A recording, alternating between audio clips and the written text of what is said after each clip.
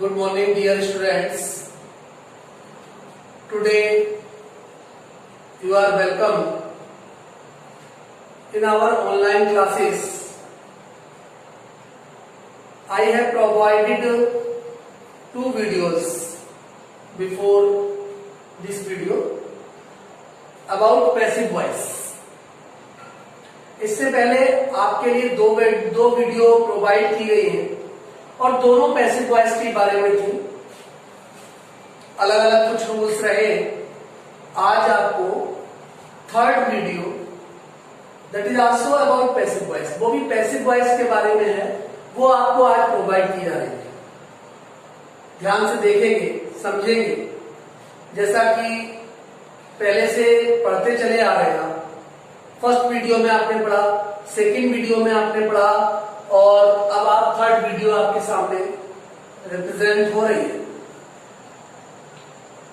हम एक्टिव से पैसिव के लिए काम कर रहे हैं। इसमें एक्टिव सेंटेंस हमको मिलेगा और पैसिव में हम उसको कन्वर्ट करेंगे। आज जो हम पढ़ने जा रहे हैं, समझने जा रहे हैं, these sentences are all about modal passive. ये सारे जो सेंटेंसेस हैं ये आज आपके मॉडल पैसिव के बारे में। देखिएगा ये लिख रखा है मैंने, ये मॉडल पैसिव के बारे में सेंटेंस है। मॉडल्स के बारे में हम लोगों को जानकारी ऑलरेडी है। मॉडल्स हमने पढ़े हैं हेल्पिंग वर्ब के रूप में। कुछ मॉडल यहां देख रखे हैं, जैसे देखिए आप can, could, will, would, shall, should, may, might, must, out, ये मॉडल्स हैं। और भी मॉडल्स होते हैं कुछ। इन मॉडल्स का वो सेंटेंस जिनमें मॉडल दिया हुआ है उसका हम आके पैसिव बनाएंगे। तो कैसे बनाएंगे, हमको ये चीज देखनी है। बहुत डीपली समझना है आपको, क्योंकि अब धीरे धीरे हम पैसिव वॉइस जो चैप्टर है उसके क्लाइमेक्स की ओर हम बढ़ रहे हैं। रूल देखिएगा, यहां जो रूल दिया हुआ है, ऑब्जेक्ट, जो हमारा सेंटेंस दिया हुआ होगा उसमें जो ऑब्जेक्ट होगा उसको हम सब्जेक्ट का रूप देंगे। जैसे ऑब्जेक्ट को हम लाएंगे और यहां पर हम सब्जेक्ट बनाएंगे, ठीक है। उसके बाद मॉडल लगाएंगे, जो भी मॉडल होगा वो मॉडल लगाएंगे। मॉडल के साथ हम बी प्लस करेंगे, बी जोड़ेंगे। उसके बाद मेन वर्ब की थर्ड फॉर्म होगी बाई या कोई अदर प्रोपोजिशन। जैसा कि लास्ट वीडियो में बताया था, कुछ ऐसी वर्ब्स हैं जिनके बाद प्रोपोजिशन सर्टेन होते हैं। अगर उनमें से कोई वर्ब हुई तो बाई नहीं आएगा, वो प्रोपोजिशन आएगा और जनरली बाई यूज होता है। उसके बाद जो सब्जेक्ट होगा सेंटेंस में वो ऑब्जेक्ट बनके इधर आ जाएगा। देखिए एक एग्जांपल आपको दिया गया है। फर्स्ट ये सेंटेंस देखिए एग्जांपल के रूप में, you can take my pen. छोटा सेंटेंस है, समझेंगे और समझ में आएगा। आप इस सेंटेंस में देखिए, सबसे पहले देखिए कि ये सेंटेंस मॉडल से बिलोंग करता है। ये देखिए ये मॉडल है, कैन जो है एक मॉडल है। तो हम ये मेंटेलिटी अपनी डेवलप कर लें कि ये सेंटेंस जो है वो मॉडल से संबंधित है, मॉडल वर्ब इसमें आया है। अब हम इसमें देखेंगे कि इसमें ऑब्जेक्ट क्या है। देखिएगा ऑब्जेक्ट है माई पेन।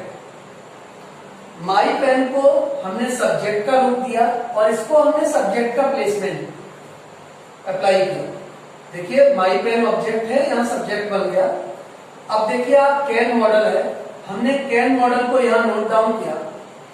जैसा कि रूल में हमने लिख के बताया है कि उसके साथ हमको बी इंक्लूड करना है, हमने उसमें बी इंक्लूड किया।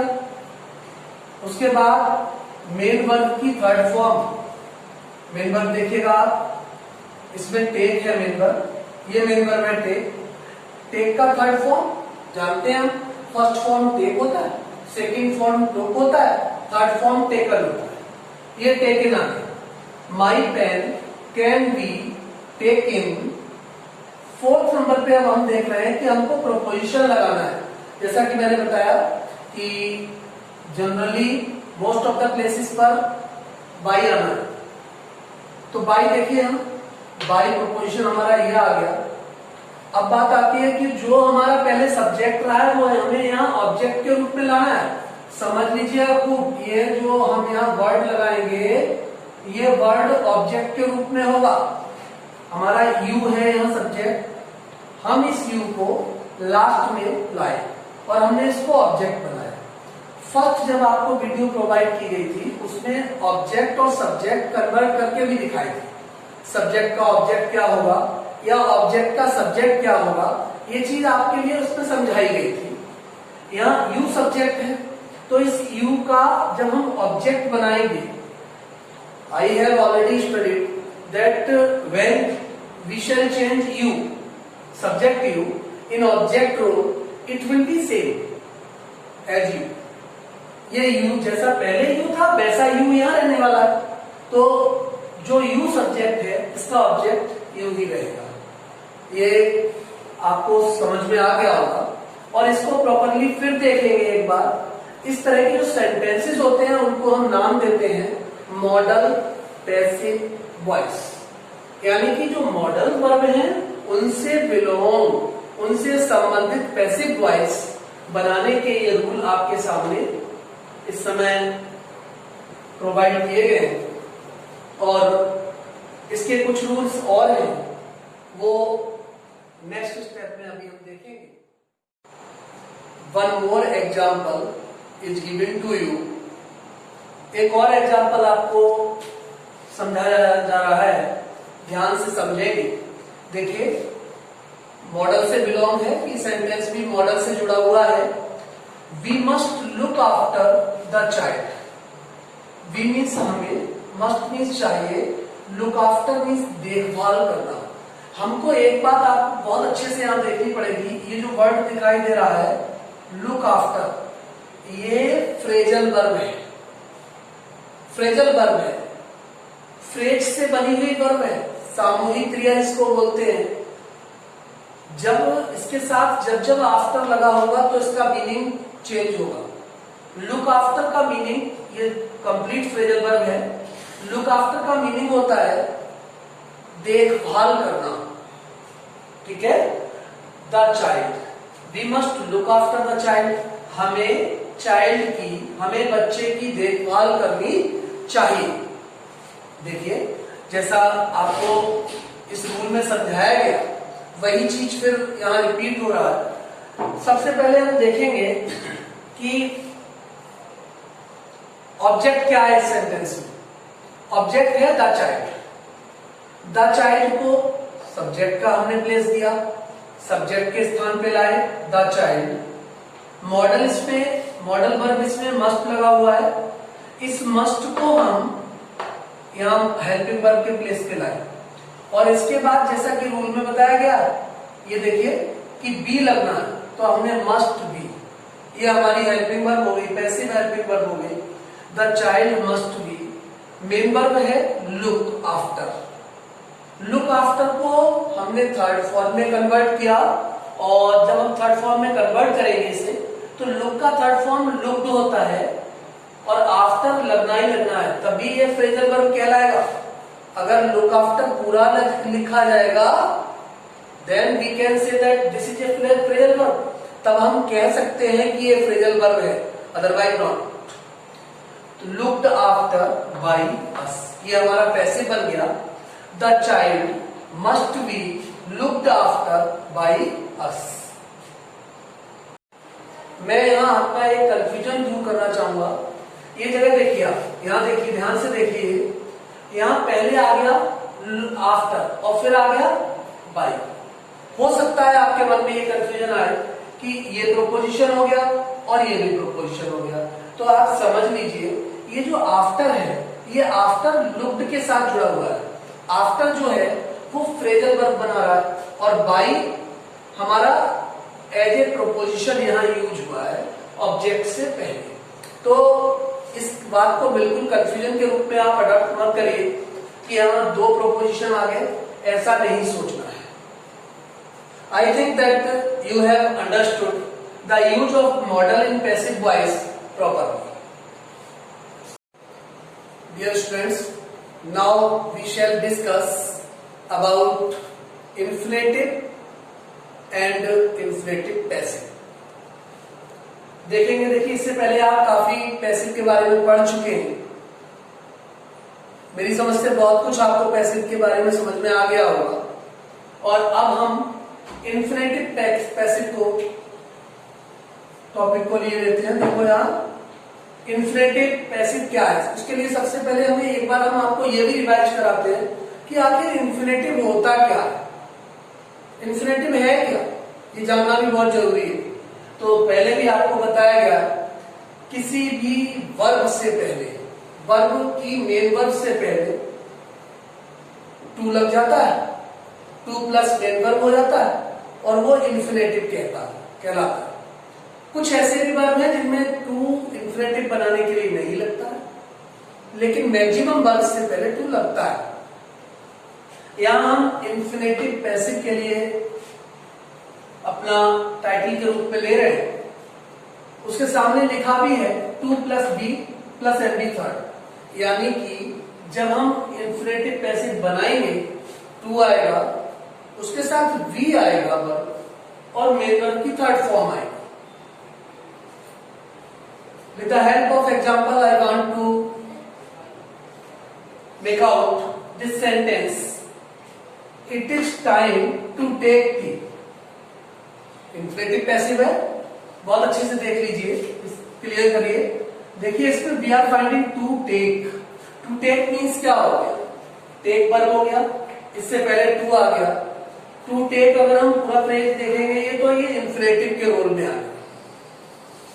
इसको हमें पैसिव बनाना है। जब हम इसको पैसिव बनाएंगे, देखिए ये सेंटेंस जो है इस टाइप के, ये अपने में एक एक्सेप्शन है, ओमिशन है, आप ये मान के चलिए, तब आपको ध्यान रह पाएगा ठीक से। Such sentences are mostly started with it is time. देखिए ये भी इट इज टाइम से शुरू हुआ। It is time to take tea, it is time to shut the door, it is time to open the door, it is time to take lunch. इस type के sentence आपको इसमें मिलेंगे। ऐसा ही example जो है एक बोर्ड पर हम आपके सामने डिस्क्राइब कर रहे हैं। It is time to take tea. देखिए इट इज टाइम हमारा जैसा ये फ्रेज है यहाँ आ गया, it is time for tea. Object क्या है, सिर्फ में ऑब्जेक्ट है ये टी, ठीक है। फॉर हमने अपने पास से इसमें यूज किया है सेंटेंस को बैलेंस करने के लिए, संतुलन मिलाने के लिए। तो फॉर के ठीक बाद ऑब्जेक्ट आ गया, it is time for T. अब देखिए आप टू टेक है यहाँ, हमने क्या किया, टू लिखा, हमने बी लिखा, टेक की थर्ड फॉर्म ले लो टेकन, टेकन यहां लिखा गया। सेंटेंस बना it is time for tea to be taken, it is time for tea to be taken. बहुत ध्यान से आपको समझना होगा, देखना होगा ये, और इसे रिवाइज भी करना होगा कम से कम। You must understand that it should be revised by you 4 times. After that you can take it properly in your mind.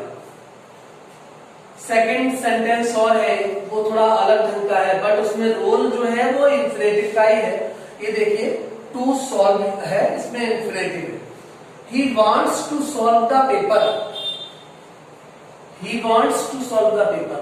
अगर इसको हिंदी जानना चाहे, वो चाहता है टू सॉल्व द पेपर, वो पेपर को सॉल्व करना चाहता है। हमने इसको पैसिव बनाया, ही वॉन्ट्स द पेपर। देखिए द पेपर ऑब्जेक्ट है, क्लियर है, ऑब्जेक्ट है। Perhaps you are finding he wants the paper to be solve. To be, to infinitive है, टू सॉल्व, तो टू बी जैसा इस सेंटेंस में देखिए आप फर्स्ट एग्जांपल में हमने यूज किया है, वही यहाँ हमने भी यूज किया है। टू का टू बी हो गया, और जो हमारा वर्ब है सॉल्व, वो यहाँ थर्ड फॉर्म के रूप में यूज हो गया, यानी पास्ट पार्टिसिपल फॉर्म। तो he wants the paper to be solve, ये इंफिनिटिव का रोल है, और इसे आप समझने की कोशिश करेंगे। If you have any problem, you may consult in future. Dear students, now we shall study about interrogative sentence. Some interrogative sentence. आपको फर्स्ट वीडियो में भी सिंगल इंटरोगेटिव सेंटेंस आपके सामने रखे गए थे। यहाँ मैंने फोकस किया है केवल डबल इंटरोगेटिव सेंटेंस को। डबल इंटरोगेटिव सेंटेंस को मैं एग्जांपल के थ्रू, क्योंकि देखिए वर्ब तो वही लगनी है जो आपको फर्स्ट वीडियो में वर्ब प्रोवाइड कराई थी, वर्ब आपको लिखवाई भी थी मैंने टेंस के अकॉर्डिंग, वर्ब वही लगनी है। लेकिन इसमें डबल इंटरोगेटिव सेंटेंस में देखिए फर्स्ट एग्जांपल है who wrote this book. Who means किसने, रोट मीन्स लिखी, दिस मीन्स ये है, बुक मीन्स किताब। ये किताब किसने लिखी? ये सेंटेंस हमने पैसिव बनाना है हमको। बाई हुम, हु का बाई हुम हो गया। अगर आप समझिए बाई चांस आपको हुम अगर एक्टिव में मिल रहा है तब भी आप बाई हुम यूज करें। बाई हुम वॉच, क्योंकि ये पास्ट इंडेफिनिट टेंस है तो वर्ब तो वही आना है, वॉच या वर आना है। तो बाई हुम वॉच दिस बुक रिटेन। ये वॉच इसलिए आया क्योंकि ये जो हमारा, इसमें देखिए आप, ये जो हमारा सब्जेक्ट है, ये सब्जेक्ट हमारा सिंगुलर है, इसलिए वॉच को हमने यूज किया। बाई हुम watch this book retain. Next point क्या है? इसमें देखिए इंटरोगेटिव सेंटेंस पर आपको क्वेश्चन मार्क यूज मिलेगा, लगा होगा, और आप जब उसको इंटरोगेटिव में कन्वर्ट करेंगे तब भी क्वेश्चन मार्क लगा रहेगा। ठीक है। सेकंड एग्जांपल देखिए, what did you buy. What did you buy, आपने क्या खरीदा? पास्ट इंडेफिनिट का सेंटेंस है ये भी। कैसे करेंगे? व्हाट डिड लगा है तो पास्ट इंडेफिनिट है तो हमको हेल्पिंग वर्ब वॉज या वर लगाना है। व्हाट वाज, बाय की थर्ड फॉर्म बाउट होगी। What was bought by you. What was bought by you. चीज वही है, सारी चीज वही है, रूल रेगुलेशन भी वही है, केवल वर्ड्स का हमें ध्यान रखना है कि अब ये तो नेचुरल है।